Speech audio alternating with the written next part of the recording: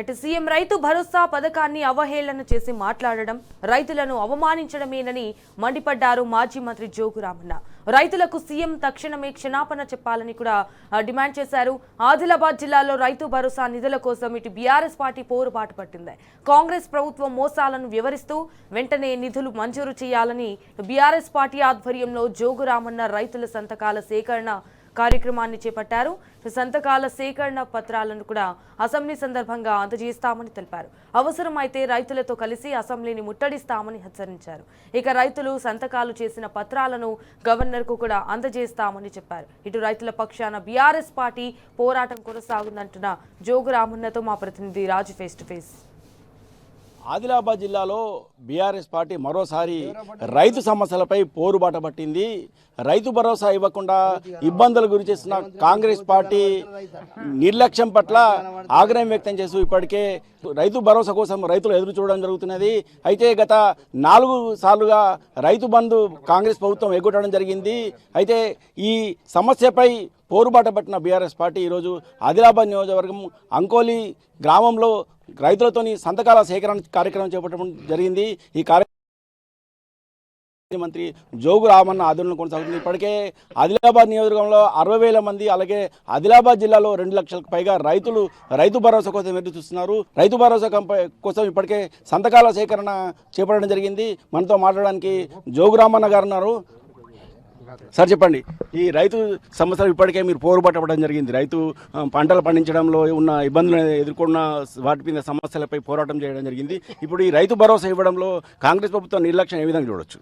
Congress party ప్రభుత్వం వచ్చిన తర్వాత రైతుల్ని చాలా దురాశలకు అత్యాశలో పెట్టి ఎన్నికలప్పుడు కాంగ్రెస్ పార్టీకి రైతులు పెద్ద మొత్తంలో ఓట్లేశారు. ఎందుకంటే కేసీఆర్ గారు 10,000 రూపాయలు ఎకరానికి రైతు బంధిస్తున్నాడు. మరి నేను గెలిస్తే 15,000 రూపాయలు రైతు భరోసా ఎకరానికి ఇస్తా అని చెప్పిండు. కౌలు రైతుకు కూడా అటు పట్టదారికి ఇస్తా, ఇటు కౌలు పట్టినటువంటి రైతుకి ఇస్తా.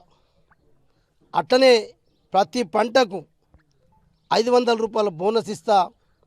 కేసీఆర్ గారు నాణ్యమైన విద్యుత్ ఇయ్యలేదు, నేను 24 గంటల కరెంటు నాణ్యమైన విద్యుత్ ఇస్తా అని చెప్పిండు. వీళ్ళు అందుకొరకే రైతు భరోసా ఇప్పటికే 3 కిస్తులు ఇప్పటికీ లేవు. 3 కిస్తులు రాక రైతులు చాలామంది పరేషాన్ ఉన్నారు. మళ్ళీ కాంగ్రెస్ పార్టీ ప్రభుత్వం వచ్చిన తర్వాత రైతుల ఆత్మహత్యలు కూడా పెరిగినాయి. అది నిదర్శనం. పంటల బీమా ఏమన్నాడు రేవంత్ రెడ్డి గారు? రైతు కట్టే పని లేదు ప్రీమియం, నేనే ఖచ్చితంగా ప్రభుత్వమే రైతుకు సంబంధించిన ప్రీమియం కట్టి బీమా కూడా ఇస్తాం. ప్రతి రైతుకు నష్టపోయితే 25,000 రూపాయలు ఎకరానికి పత్తి అయినా ఇంకే పంట అయినా ఇస్తాను చెప్పి కూడా ఇవన్నీ చెప్పిండు. దాంతో ఇలా పాపం కేసీఆర్ గారు 10,000 ఇస్తున్నాడు, రేవంత్ రెడ్డి గారు వస్తే 15,000 ఇస్తాడు, కౌలు రైతుకి ఇస్తాడు. కేసీఆర్ 2 పంటలకు ఇస్తే రేవంత్ రెడ్డి గారు 3 పంటలకు ఇస్తామని చెప్తున్నామని చెప్పి ఇట్లా రైతులు ప్రలోభాలకు పడి దురాశకు అత్యాశకు లోనై ఇలా రైతులందరూ కూడా ఈ రకంగా ఓట్లేస్తే ఇది మోసం కాదా? ఇవాళ ఏమైంది పరిస్థితి? ఇప్పటికీ 3 కిస్తులు ఎగ్గొట్టింది కాబట్టి ఇప్పుడు అసెంబ్లీ ఉంది.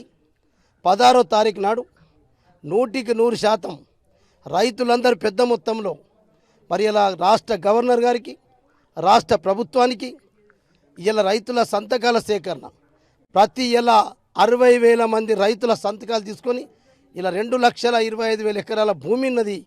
ఇలా 60,000 మంది రైతుల సంతకాల సేకరణ తీసుకుంటాం, రాష్ట్ర గవర్నర్ గారికి ఇస్తాం, రాష్ట్ర ప్రభుత్వానికి ఇస్తాం. వీలైతే రైతులు స్వచ్ఛందంగా వచ్చి ముందుకు వస్తారు, రావడానికి కూడా సిద్ధంగా ఉన్నారు. అసెంబ్లీని కూడా ముట్టడేటటువంటి ఆలోచనతో ఉన్నాం. ఏది ఏమైనా ఈ అసెంబ్లీలో మరి రేవంత్ రెడ్డి గారు రైతు బంధు ఇస్తావా?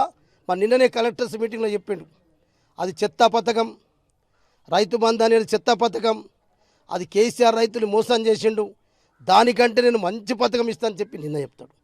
అంతకుముందు మున్సిపాలిటీ ఎన్నికలప్పుడు మున్సిపాలిటీ ఎన్నికలు అయినాయి అంటే రైతు బంద్ వేస్తాను చెప్పిండు. అంటే అసలు ఒక ముఖ్యమంత్రి, అసలు ఆయన ముఖ్యమంత్రి హోదాలో మాట్లాడుతున్నాడా, లేకుంటే ఏదో ఒక చిల్లర గాడు, ఒక రౌడీ లెక్క, ఒక వీధి రౌడీ లెక్క మరి ఏమి తెలిసి మాట్లాడుతున్నాడా, తెలక మాట్లాడుతున్నాడు? రైతులు చాలా పరేషాన్ ఉన్నారు. అది రైతులకు ఒక భరోసా ఇవ్వటానికి కొరకే ఇలా ఇంటింటికి తిరిగి సంతకాల సేకరణ కార్యక్రమం తీసుకుంటాం. రైతు భరోసా ఇస్తామని చెప్పి ఇప్పటికే కాంగ్రెస్ ప్రభుత్వం మోసం చేసిందని, కాంగ్రెస్ ప్రభుత్వం చేసిన మోసాన్ని ప్రజలకు వివరిస్తూ వారి సంతకాల సేకరణ చేపడుతున్నామని, అవసరమైతే తమ అసెంబ్లీని ముట్టడిస్తామని ఈ సంతకాల సేకరణతో కూడిన కాగితాలను ఖచ్చితంగా గవర్నర్కు అందజేస్తామని ఈ సందర్భంగా జోగురామన్న గారు చెప్తున్నారు. వీడియో న్యూస్ పవన్తో రాజు, టీ న్యూస్, ఆదిలాబాద్ నుంచి.